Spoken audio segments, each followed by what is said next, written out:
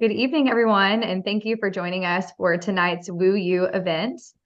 Tonight, we're going to get to hear from Dr. Christine Sindt and then a surprise guest, Dr. Tiffany Andrzejewski, and they're going to be talking about understanding the psychology of the keratoconus patient. I'll be your host tonight. My name is Dr. Ariel Sorenzi. So it is my pleasure to introduce our speakers for tonight. Dr. Christine Sindt is a 1994 graduate of The Ohio State University of Optometry. She completed a disease-based residency at the Cleveland Veterans Administration Medical Center, and then joined the faculty of the University of Iowa Department of Ophthalmology and Visual Sciences in 1995. She's currently the director there of the Contact Lens Service and professor of clinical ophthalmology. She also serves as a consultant optometrist for the Iowa City Department of Veteran Affairs Medical Center and holds 7 U.S. patents and over 150 publications. She regularly travels to conferences. I'm sure that you guys have heard her speak. The specialty lenses are her jam. This last GCLS in 2022, she won an award, and in her speech, she talked about how she wears many hats. I think that was a hat that you were gifted, right? It was like a really cool hat, and that's very true. And her bio doesn't do her justice with all of the things that she's accomplished. And then I'm also very excited to introduce Dr. Tiffany Andrzejewski, who graduated from Illinois College of Optometry, completed her residency in cornea and contact lens at Indiana University. She is currently in Chicago and is an optometrist at the Chicago Cornea Consultants, where she's worked for the past 12 years. She's also an adjunct assistant professor of optometry at Illinois College of Optometry, as well as the Chicago College of Optometry. Her work is exclusively dedicated to specialty contact lenses and surgical co-management, and she strives to always find the best optical solution for her patients, utilizing the best technology that is available. She's a member of the Illinois Optometric Association, the American Optometric Association, the Scleral Lens Education Society, a fellow of the American Academy of Optometry, and a member of the GPLI Advisory Board. So we have a super powerful duo that has blessed us with their presence tonight, and we look forward to hearing from you guys. And we have Dr. Barnett, who has joined us as well. And I really can't even list all the things Dr. Barnett has done, but she just came back from lecturing worldwide over in South Africa, which is amazing. And she's many publications, and she's actually the author of one of the papers that we're going to be talking about tonight. So it's really exciting to have Dr. Barnett joining us for this as well. So anything you'd like to add your current adventures, Dr. Barnett? Oh, we don't have enough time for that, but yeah. I'm really happy to be here tonight with all of you. Okay. Cool. All right. Well, here's my financial disclosure. All right. I don't have I don't think any of us have any monetary values with anything we're going to be talking tonight. All right. Okay, so we have the exciting topic of understanding the psychology of keratoconus patients. And this is something that is near and dear to my heart personally. I certainly have worked with these patients for 30 years, and I think I've seen a change or a progression in dealing with these patients over those 30 years, and whether it's a change in what I'm able to offer them or the technology, or maybe it's just a change in myself and how I approach them. But I definitely have seen a change in working with these patients. I also have a son who has keratoconus, and I hate to think that my son has some psychological issue that goes with this disease. But so keratoconus patients have this really bad rap. What do you ladies think? I mean, like, they sit in the chair, they're less conforming, they're kind of angry, right? Or they're argumentative. These are certainly things that I've heard people say. Do you guys have any experience with patients being mean to you or argumentative? Well, Chris, going back to what you just mentioned, sort of dealing with patients, right? I don't think we're dealing with patients at all. I think it's really important when we're seeing patients and helping patients and managing patients and really collaborating, the patient and us and maybe a corneal specialist or a psychiatrist or psychologist, all of us as a team, that we're working together. And I do think that empathy is really important, especially for all patients, but especially for those patients with keratoconus. And I do think that there is a bad rap, right? So people say, oh, I don't want to see patients with keratoconus because they're very particular and they want this and that, and they don't understand and they don't follow instructions. I mean, we've heard it all. Yeah. And we'll talk more tonight about, the typical keratoconus personality and what we found, at least in our publication, and there have been other publications as well. But I think it's really important to see every single patient as an individual person. And there are many different personalities of individuals who have keratoconus. And I think that's also something that I've learned over time too, is that we don't want to say this keratoconic, we could say an individual or a person with keratoconus or a patient with keratoconus, not listing them as their condition, because a person is much more than one thing. They're not their disease. Not their disease, correct. Okay, Tiffany, what do you think? Yeah.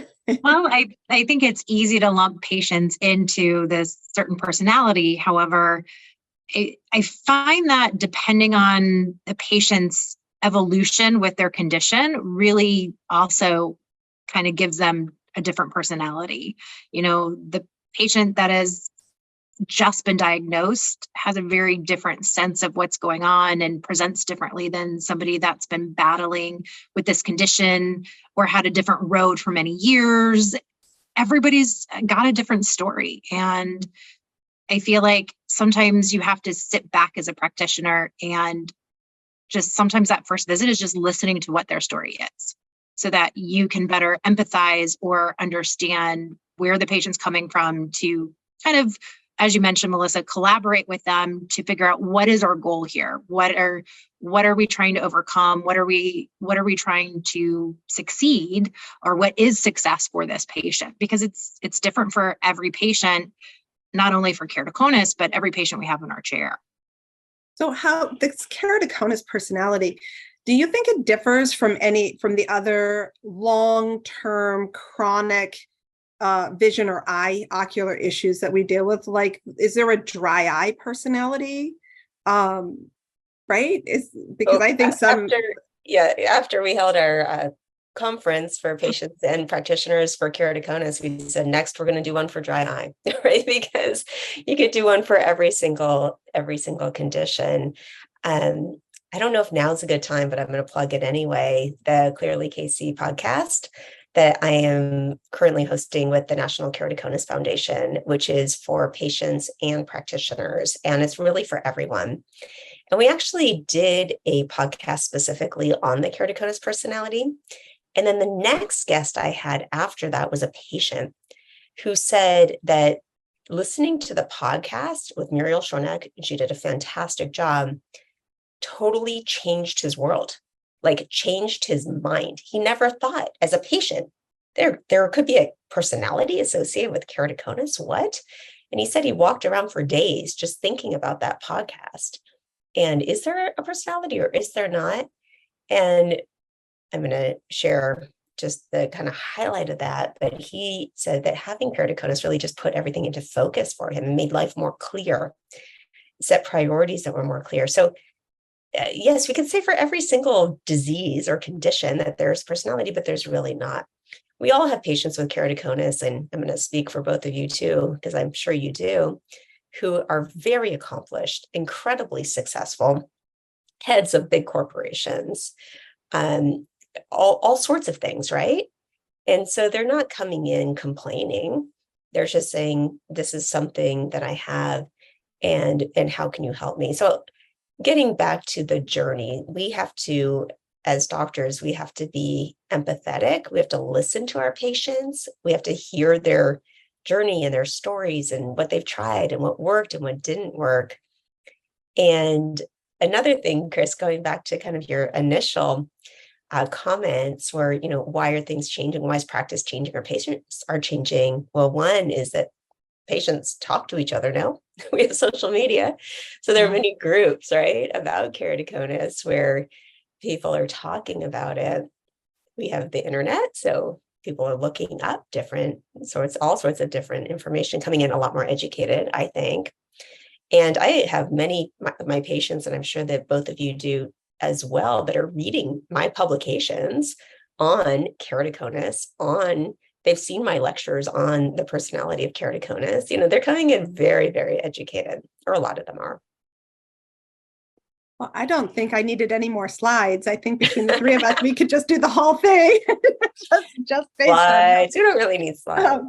I think that, for me personally, when I'm working with a patient who I feel something coming off of them, whether it's, any of these personality traits that are on the slide, or anxiety or something, I often look at myself and say, how am I reacting to that patient? How am I reacting to this news? Because there's something in me that's being triggered too. If a patient needs more time, but I don't have more time to give, I will find my anxiety level, rising in that patient.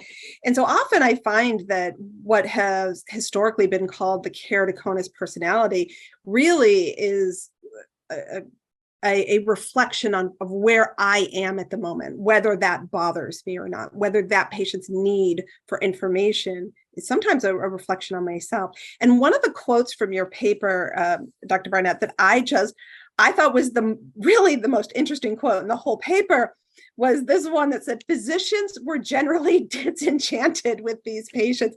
And that word disenchanted really stuck with me, that there's something that we don't like, right? And I thought to myself, these are the best. I love these people. I love these people. I get excited. They're in my chair and I want to hear what's going on in their lives.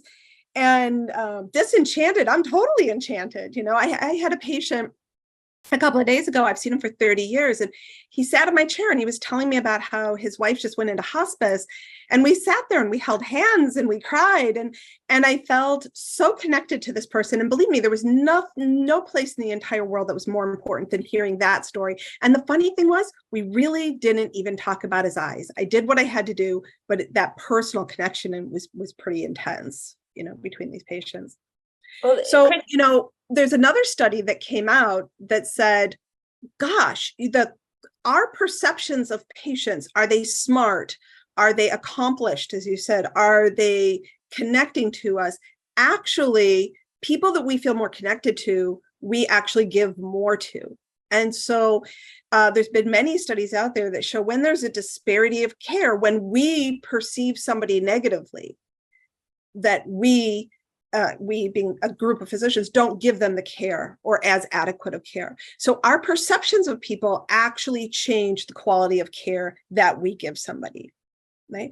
And it doesn't matter if it's keratoconic or if there may be a different ethnicity or a different race, or we have biases one way or the other. Poverty even can be an issue, or level of intelligence can be an issue, and it can change our level of care. And I think about this a lot. Right. I think about, am I giving this person the level of care that this human being deserves? Because when patients ask questions, make requests, offer opinions, and engage us, we actually meet their needs better. So really, I think the question that I'm going to throw back to you is, let's talk about and really think about ways that we can get them to do it, because it may not be inherent. It may not be obvious to the patient of how to engage, Oh, sure. So just like dry eye, I do believe that when we're seeing patients, we have to rule out dry eye in every single patient. And I would say the same for keratoconus.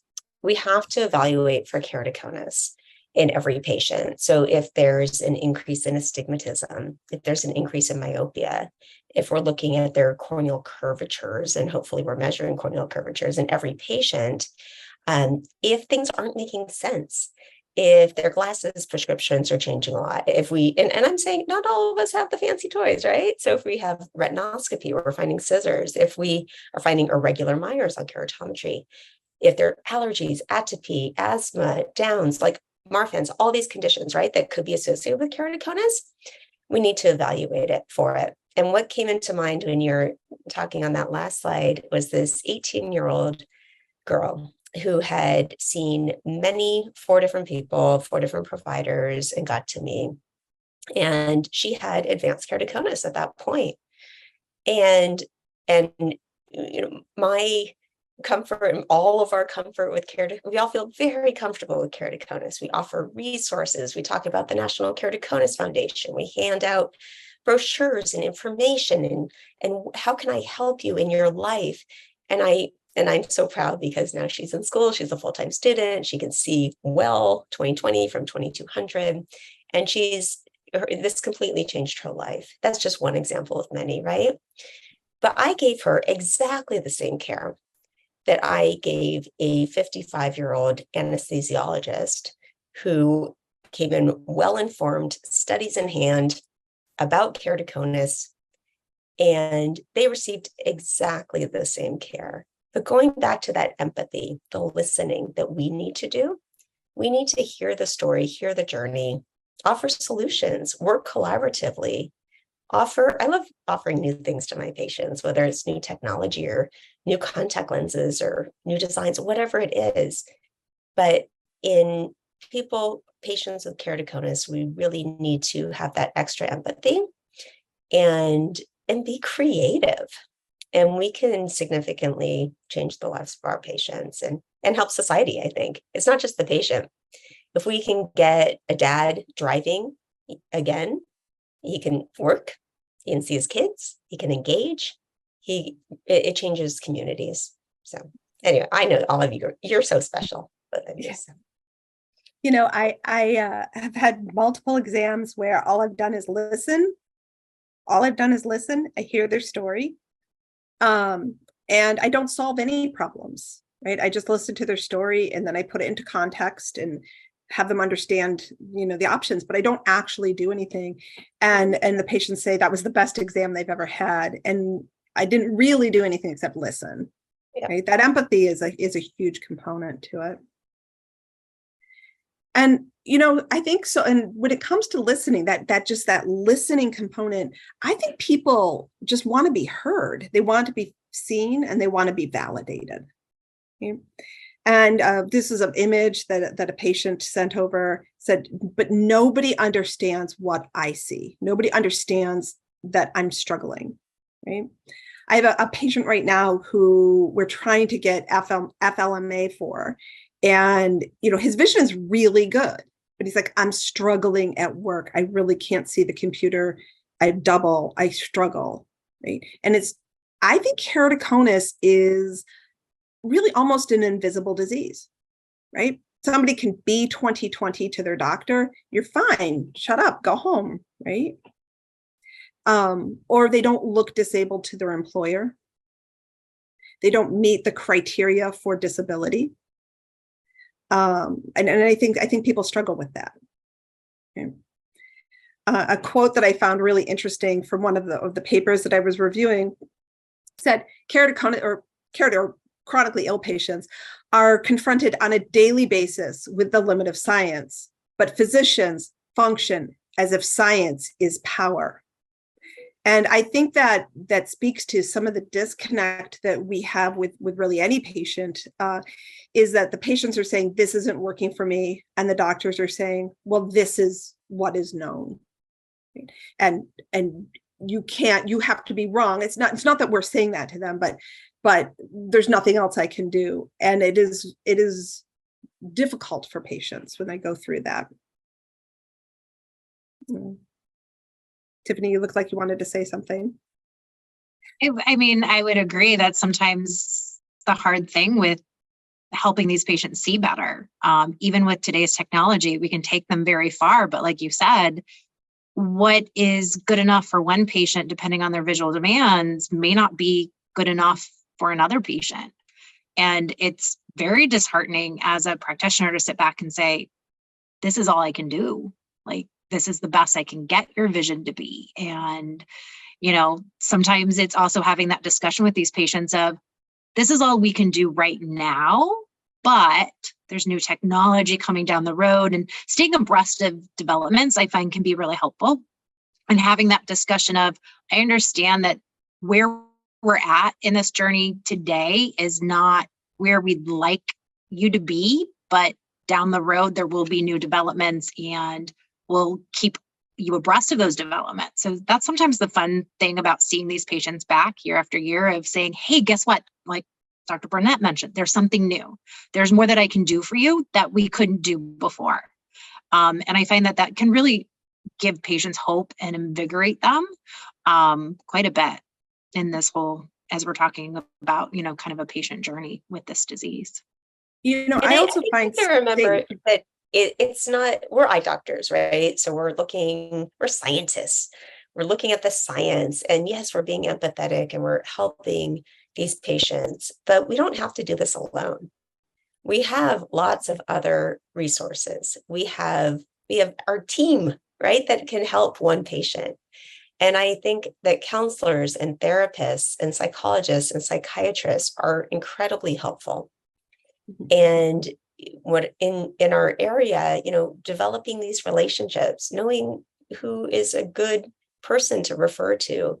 Maybe there are a few good people and you have one patient that might be a better fit with this person or that person, whatever it might be. But we don't have to do all of it ourselves. And we also have to consider, for example, in a female patient who is going to get pregnant and their keratoconus is going to progress, that we might want to cross-link them a little sooner than later. And so working with our colleagues who are corneal specialists who cross-link, or in some states, optometrists who cross-link, to stabilize that cornea to prevent progression. It can be really scary for our patients with keratoconus who see a doctor who tells them, you're going to need a corneal transplant and you're going to go blind. Well, not often now. Now, if we can diagnose early, if we can stabilize the cornea with cross-linking, if we can help correct vision with all of our specialty lenses, all of our tools in our toolbox, we can help patients. But as eye doctors, we focus on the eyes, but remember, we have a whole team that can help the patient. And don't forget the National Keratoconus Foundation, which is a wonderful resource. Yeah. So how do you say to a patient, if you think a patient could benefit from mental health counseling? I think that as eye doctors, we're not trained in how to bring that up or how to talk to patients. Do you have a particular way that you bring that up to patients? I sort of say very basic. Have you talked to anyone about the condition, or would you like to talk to someone? Or and not necessarily about like the condition or their eyes in general, but oftentimes patients are sharing with me very powerful things about their lives, whatever it might be: depression, anxiety, their family members, all sorts. We get very close to our patients, so all sorts of things about their lives. And I just ask, would you like to talk to someone? I have some resources if you'd like that. And I find maybe that's too simplistic, but it tends to work because they say yes or no. No, I'm not interested, or yes, I am talking to someone, and then I'll, see if that's an ongoing relationship, if maybe they haven't talked to them for a while, and go from there. I'd love to hear if you two have other ways of bringing this up. I would say I kind of do what you do, Melissa, but sometimes I find that maybe they won't budge the first time you mention it. But if you're seeing that trend that you're, sensing the anxiety, or you're sensing what's going on in their lives, because, patients bring with them more than their eyes to their exams. Sometimes if you mention it a couple of times, sometimes I've had patients be like, we've kind of brought that up a couple of times. You know what? I've been thinking about that more. Can you give me a name? Can you give me a resource? Sometimes, having that discussion or just mentioning things, and not forcefully or pushing, but just bringing it up sometimes a couple of times. I find that sometimes patients are a little bit more open to considering different things. And I find kind of the same thing about, I don't know if you guys find this when it comes to that discussion of cross-linking with some patients. Some patients are really hesitant, and I'm kind of surprised about doing cross-linking. But I find that sometimes if we discuss it and discuss what it does and how it works and, kind of introduce it several times, they're a little bit more open to considering, something like that. Or even patients who are resistant to doing contact lenses, when you know that it's really what will enhance their lifestyle. Sometimes patients are they have fears, and it's, kind of introducing things in baby steps, I find just can be more palatable to a patient. Exactly. And the key point here is the documentation. So documenting that, you discuss whatever it might be, discuss contact lenses, patient deferred, and I like to put specific information about what I discussed. Maybe it was a scleral lens, or maybe it was a soft lens for keratoconus, or a hybrid lens. Like, this is what I discussed. And, and this is why the patient did not want to do it. And the same thing with counseling, and then the same thing with cross-linking. So I find having those notes are really helpful. And this is for all patients too. Yeah. Also, in your notes, I look at notes like they're for education, to remind me of what I was doing, but also to educate other people. So when you work in an environment where you're maybe sending to a surgeon for cross-linking or other procedures, you want them to understand why you came to the decision and how you got there. But also in this world, patients have access to their chart notes as well. And, many or most places have portals where you can get access, or they certainly are legally allowed to have access to their chart notes. So I will even go so far as to say, quote, or patient said this, quote, quote, quote, I said this, quote, quote, quote, and to make sure that it rings true to the patient if they were to read their chart note later on as well. Yes. Okay. And so this brings us back this historical doctor communication, which is like, I am big, you are small. I am the doctor, you are less than. It doesn't work. It doesn't work well. And we end up losing some of that empathy that you were talking about, Dr. Barnett. And I find that people say, oh, no patients are compliant, they're all non-compliant. But I think when we set patients up to be non-compliant, right? And we're going to talk a little bit about this idea of trauma-informed care. And this is where everybody's kind of moving, whether you're doing it organically or whether we're doing it, have to go to classes like I did, at the university with this concept. It's kind of like a gentle parenting, right? Everybody's moving towards this model of empathy as well. And trauma-informed care is really going from, what is wrong with you? I see you as a list of diagnoses, and I'm going to tell you what you need to do with that list of diagnoses. But going to trauma-informed care really goes from what is wrong with you to who are you, and how does your disease wrap around that person that's in the chair. Both of you have probably heard me say for a long time, if I just had eyeballs sitting in my chair, my day would go really fast. It's the person wrapped around the eyeballs and the life wrapped around that person that actually take me the time.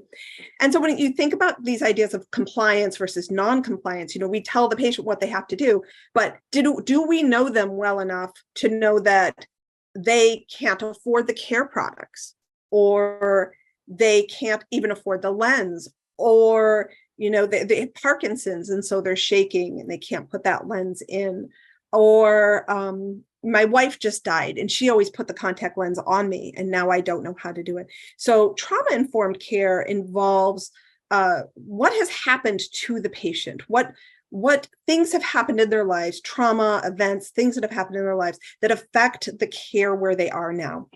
And I think that really is applicable to keratoconus as well. What things is that person trying to do? Because a keratoconic who is 16 needs to be approached differently than somebody with keratoconus, someone living with keratoconus who is 48 or 58 or 78 or 98. Right? Because their life events are different and their goals are different. And so trauma-informed care is, what's wrong with you to who are you? And this really involves this concept of trauma-specific services. So in an eye clinic, rather than thinking about where does the potted plant go to make it a beautiful aesthetic place, it's how do you set up your services for people who are visually impaired? Do you have, for example, tape at the edges of your stairs so people can see those stairs going down? Or do you have a variety of different ways that people can put in their contact lenses because of their, their specific past? Are there any specific ways that you in your practice have adapted or modified things with the understanding of somebody who has keratoconus? Or my joke is they have to have their contacts in order to see their contacts to put them in. Right. And I tell patients that too, because I want them to know that I know that they're going to struggle with this. Right. I think you brought up the Parkinson's, but those who have rheumatoid arthritis, those patients who have mobility issues just in general. So that's why we have all sorts of different devices in our clinic to help with, say, scleral lens application, to help patients. Brian Tompkins has these great simplification stickers on solutions, like huge stickers to say this is your application solution, this is your disinfection solution, to make it very clear in large writing. There are different, it depends on your clinic and your space, but in our clinics, different signs and different ways also to help patients. I think it's also nice to have space for a friend or a partner to come along. I love when my patients have their family or friends with them. I always say another set of ears is fantastic, because we can all collaborate and work together in the best interest of our patients. I call them the plus one. I walk in and I'll say, who's your plus one? Do you only allow one? Sometimes there are restrictions. I love a party. I say, but who's at the party? I'm okay with the party. It depends on your environment. I'm okay with the party. I really like a plus one though. Yeah, you have the plus one, I have the party. So this idea of trauma-informed care, really the core value is it empowers patients to make the decisions. And when we were speaking earlier, it's a big burden to have to make all those choices ourselves, right? To decide what is best for somebody else, I think is almost overwhelming. I want to hear from them. What will bring joy to your life? What does success look like to you, right? Because for one person, success might be, driving in the middle of the night, and for another person, success might be just during the day. Or seeing their grandkids. Or seeing their grandkids. Yeah. Not driving at all. Right. Yeah. Not driving at all. And so, it's empowering people to make those choices. Do you want a scleral lens versus a GP lens, right? It empowers them.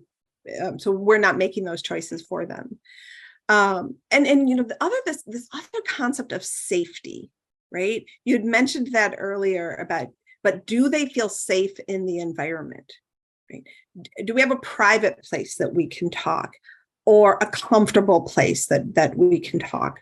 Do they feel, and this isn't just with keratoconus, but in other areas, is our staff trained to little things like asking them before you turn the lights on or off, I'm going to turn the lights on now, is that okay? Right? Because doing something, some of these keratoconic patients are so light sensitive, or our vision are so light, you flick on that light and they're like, ah, and that is disconnecting to them, right? So always asking before you do something, always asking before you touch them, always ask before you change their environment, can really make you feel connected to these patients and develop that sense of trust with the patient, because ultimately I'm in it for the long run, right? When somebody sits in my chair, that first visit is really about connecting and developing that trust. I trust them and they have to trust me. It goes both ways. It's not just, I have to trust them because when I'm developing a care plan for them, I'm investing in myself. I put some of myself into that care program, and I have to trust them to take care of that as well. So trust has to go both ways. And I think developing that up front is very important. It's not hierarchical. My relationship is a two-way street with these patients. Chris, you mentioned staff. It's not just the technicians or technical staff. It's the front desk staff or the receptionist or whoever is talking to the patient on the phone, because we need to educate all of our staff about keratoconus in general. So if a patient, say, calls or sends a message that they have keratoconus, we want to make sure that our staff is familiar with the condition and knows the appropriate questions to ask the patient in order for the whole visit to be successful when they come in. And I think it can come across from certain staff members that the visit is transactional or money related. And when people feel that something is transactional or money related, they will have a different relationship with the practice. Exactly. Okay. And that's this concept. We won't really go through this too much. This is in a paper in references at the end, but when I go through my staff, we run vignettes, right? When a patient comes in, I will say, what other ways could we have handled that? Or there was recently there was a frustrated or upset patient at my front desk, and I have a new staff member, and we went back as a team and I said, what other ways could we have handled that? What was the outcome that we were looking for, right? And then we run these vignettes and we have these phrases. And I think the one, and Tiffany, I think you mentioned this first, you got to hear the patient, or you have to, who said it? You have to hear their story, right? Because when you have somebody, until they have told their story, they really don't want to listen. They don't want to hear from you. So most of these patient-centric visits are about listening to the story and then engaging the patient. What do you think a good outcome? What do you think caused that? I hear your eye was red. What do you think caused that? Because you could totally know what caused that. But until you hear from them and they think, oh, I think my cat slept on my head and that's why my eye is red, right? And you're thinking, no, your cornea is rejecting, the graft is rejecting. But you want to know why they think that is happening. So, engaging that patient to tell their story. And as we mentioned, patients, yeah. The verbal communication and nonverbal communication, I think, is really important on that last slide, because a lot of what we do oftentimes is verbal. And some patients don't like verbal communication. They prefer written communication, or they're hard of hearing, or with masks, they can't understand as well as without a face mask. Some areas are wearing face masks again. So I think it's important to really make sure that the patient is understanding. And so having the patient, I always ask my patients if they have any questions, but also just to summarize what we talked about and to see if there's anything else that specifically that they have questions or concerns about before moving forward. But the active listening on the non-verbal is so important. We really need to listen to our patients, engage with our patients. And that was not just us, but our staff as well. So the front desk staff, the technicians, and us. And I will spend a lot of time, and I'm sure both of you do too, listening, understanding, really gathering the story and the history so that we can help our patients in all sorts of innovative ways and not just with contact lenses. So when you have a patient that is you're trying to hear their story, but they kind of go squirrel, and going off on their story, or maybe they're very complex. I say my patients aren't allowed to just have one disease. They have to have multiple diseases, right? And they get the whole thing. They just want to tell it to you all at once. How do you redirect the patient so that they're not just word vomiting on you, right? That they're giving you information and telling their story in a way that is consumable for you, because we have to hear it and you want to understand it, right? Sure.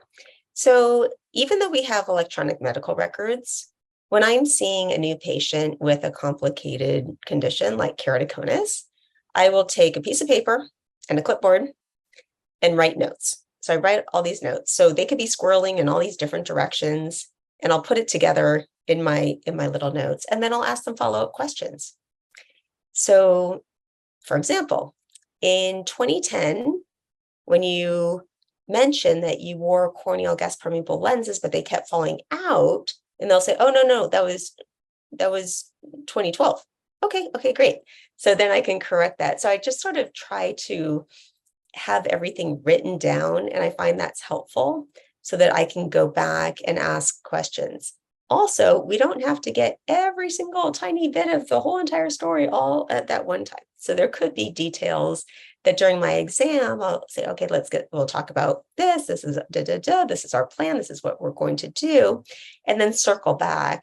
So, by the way, what solutions did you use? Or did you mention that the vision was blurry? What exactly was blurry about just going into more specific details about the different parts of their story.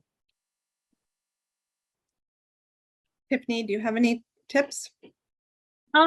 Sometimes depending on where we're veering off, I will say something as simple as, can we, I'll bring up something specific like Melissa said, hey, you were mentioning that you had this problem way back when. Can you focus, or can you tell me a little bit more about that specific detail? I want to circle back to the fact that you mentioned, that this had happened and you had tried this before, or this is something that you were experiencing. So sometimes it just takes, kind of redirecting them. Sometimes it can be helpful of, saying, hey, I'm going to get some records. Sometimes these patients have this really long history, but they come in and you don't have all of their records, or they don't recall who they've seen. Records. Right. And you need to sit down and say, okay, let's focus on this for today. I want you to get, the names of these doctors so that we can get records and I can review this and I can know more about your story to kind of, redirect them and circle back. And I'll often say in my own words, I just want to understand. I want to make sure that I have this correct, like on me, not like, not like it's your fault or it's that other doctor's, it's always the other doctor's fault. No, it's not the other doctor's fault. I want to make sure that I completely understand XYZ, whatever it might be. I will find that I do that as well. I will say to patients, like, I know I asked you this question, or this is going to sound like a question that's very similar to what I just asked you. I understand that, but I'm really trying to understand where this whatever is coming from, because I know that I'm missing something, and I just need to dig into it a little bit more. I try to, patients that have cornea issues and retina issues and neuro issues, and they go all over the direction with wanting to tell their story. I also find that it's helpful to direct them back and say, look, we're just going to talk about your cornea right now and the 10 surgeries that you've had on the cornea. Let's talk about that. And when they start going off onto the retina, I go, that's great. I promise you we will get to that. But right now, we're going to go back to your cornea, right? And just kind of redirect them, but reassure them that they will at some point get an opportunity to talk about their whatever else. But we're going to keep coming back to, the thing that I need to know more information about. Okay. All right. So I think this brings up, you already brought up earlier today, Dr. Barnett, my patients have researched me. Right, my patients, they come in and they know they've done a PubMed search and they know what I've published, or they've researched me, and I have experienced that, and I'm sure Tiffany, you have as well. But there are several publications out there with patients with these chronic illnesses that aren't going to get better, that they have to live with for the rest of their lives, will often fall into, when they're seeking information, that first visit that you talked about, Tiffany, right? The first one where they're seeking information, they often fall into one of these categories.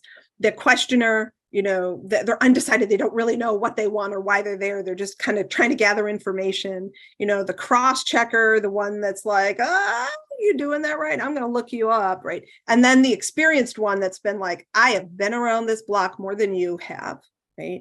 Or I want to understand your experience.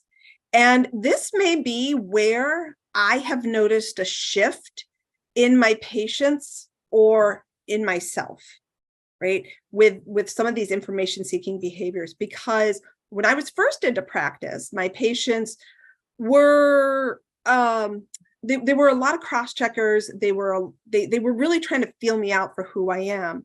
And now personally, patients are sitting in my chair because of who I am. So I kind of self-weed out some people, right? But a lot of the people on the call tonight, how do you are not at that place. So how do you tell them to deal with these different behaviors? You know, Well, this is not dealing with all of them at once, but I think that as doctors, we have to be educators, right? We have to educate our patients on everything, on their condition, on contact lenses, on resources. We have to be knowledgeable about keratoconus in general. The support groups and the experience-oriented. I love when patients go to a support group and message me or come back with some information that is absolutely incorrect. And I tell them, please come ask me you can ask me any question anytime. And they'll come back and say, on this group, and then I will say, well, actually, this is what we reviewed, but this is why I want you, oftentimes it's about solutions. This is why I want you to use this solution. These are the specific reasons that many times we already talked about. And please let them know in the group also that this is why it is recommended. As far as the cross-checker, those who double check the treatment plan, yeah, patients are reading charts. So we have to be well aware, not just for keratoconus, but I was training some staff this week and saying we have to be really mindful for all of our patients because our patients are reading our charts. And we can't be negative in any way. We have to be factual. But we also have to be careful with our wording. And I will say with especially Demodex blepharitis, and patients with keratoconus also have Demodex, but we don't want our patients to search Demodex and come back with their head shaven and their eyebrows shaven. And we have to be very aware. So I'll write now blepharitis with collarettes, for example. And patients will come back, and they do often, and ask, well, I didn't know that we talked about retinal drusen or whatever, a patient with keratoconus, right? I didn't know we talked about that. But it's hard. That's why the verbal communication is so difficult, because yes, we talked about 10 things about the front of the eye, and then maybe some cataracts and some retina stuff too. Yes, we talked about all of that. So I like the cross-checker because they're actually looking at my notes. But we have to be aware as a profession that patients are reading our notes. I think it's great that we can continue that conversation. Mm-hmm. For the undecided about the fit, I had a colleague years ago who I think gave some great advice that every patient and every doctor is not a great fit. And that's true. And that's why it's nice to have colleagues to, if you just don't get along and you're not a great fit. This really has not happened many times in the last 22 years, but it has happened. And I can refer to a colleague who might be a better fit. And that's great. And then I love the questioner too, because I love to educate and answer all the questions. And I know what I don't know also. I mean, there are questions that come up that have nothing to do with anything I've ever heard before. And I don't know the answer, but I'll look it up and I'll see if I can research this thing that I've never heard of. So I think it's nice to have these different groups, but every patient's unique. And I don't feel like they all fall into one specific category. Every patient in general and every patient with keratoconus also is unique. I would say I usually begin some of my exams, especially with patients who have keratoconus, just sometimes sitting back and saying, I understand you're here for contact lens fitting, but have you done any research? What do you know about keratoconus, or what do you know about the contact lens options or vision correction options for keratoconus? And sometimes you will find out very, very fast that this is an experienced person. This is somebody who has read everything. They've gone on message boards, they've done their research.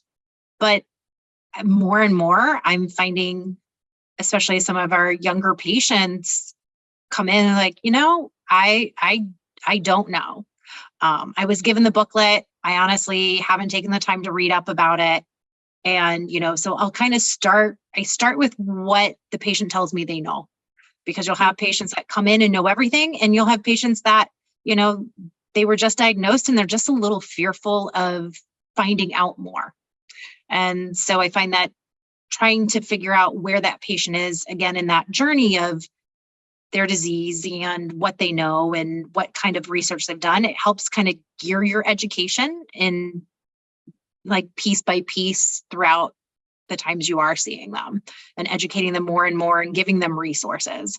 I find that can be a really helpful starting point. I had a patient come in and say, should I drop out of college? First thing they said when I walked in the room, and I'm like, that's a pretty big question to ask me. What? Why? And you're right, because sometimes people have done their research, but they go down a very bad rabbit hole, and they don't say, I'm in a bad place, or I've researched this. They may come up with questions that make you think like, why did you, where is that coming from? Right. And you almost have to peel it back. Sometimes they don't even offer up what they're trying. They don't even know how to ask what they have to ask. Right. And so often I will say to the patient, after I hear their story or try to get as much of their story as I can, I will say to the patient, I don't know what you know and don't know. So is it okay if I start at the beginning? Is it okay if I start, with what is keratoconus and go from there? And it is really surprising how many people who even think they know what keratoconus is will get something out of my explanation to it or understanding. And what I do tell them is, you and I have to use the same words as we move forward. So if I can start at the beginning, we will have the same language that we use moving forward with our discussion of the options. And I'll say to them, is that okay? Right? Because some people are like, you know what? I'm just here for a scleral lens. Just move it on. And that's okay too. I can respect that. Okay. And then there are three main patterns of anxiety that come up with keratoconic patients as well. And I think, Dr. Barnett, you touched on this, I think, in your paper quite a bit, with sort of these coping mechanisms and anxiety mechanisms that patients have. I think it's a disease where it's an invisible disease that other people don't see and don't understand why somebody would have anxiety over this disease. Well, I completely agree. And it's not just anxiety for themselves. I had this young man, I think he was 20 when he started asking me, what should I do? I kind of want to get into this relationship. I'm afraid to have kids. Basically, he was afraid to have kids because of keratoconus. And then we started talking about, different options. And now we have cross-linking, and we have different ways of diagnosing keratoconus earlier. And so now he feels fine, and he's in a relationship, and they're going to have kids, and it's great. But this really affected his life because he was worried about even getting into a relationship because of his keratoconus. Mm-hmm. My son, his entire life, I told him not to rub his eyes, and that he goes off to college, rubs his eyes, comes home at Christmas with keratoconus. And so, all right. And then you also touched in your paper about, how does the age of onset change how how they interact and their styles of coping.